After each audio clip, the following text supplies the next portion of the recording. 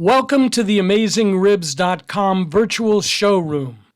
This is part 1, a walk around and inspection of GE Profile's smart indoor smoker with me, Max Good.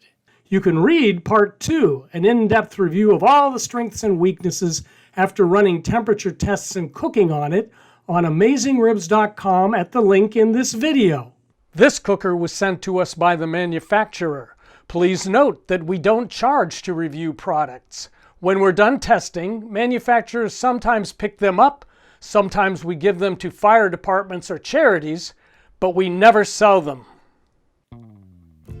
Here's GE Profile's smart indoor smoker. It burns wood pellets for smoke, then eliminates smoke with a catalytic system before blowing it out into your home.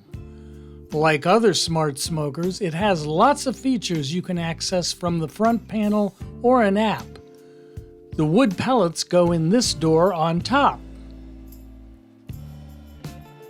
They burn and smolder inside,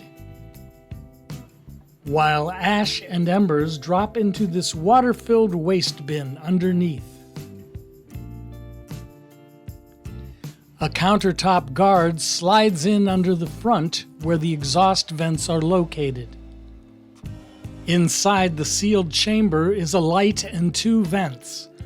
One blows smoke in, the other sucks smoke out, where it burns up in the catalytic system before being expelled. Here's where you plug in your meat temperature probe. The smoke is just for flavor. Heat comes from this electric element. It has a hinged cover for protection. A drip pan goes above the heating element. You get 3 wire racks that slide in at various levels. Well, it sure gets your attention, eh? The GE Profile Smart Indoor Smoker. We're mighty curious about this one.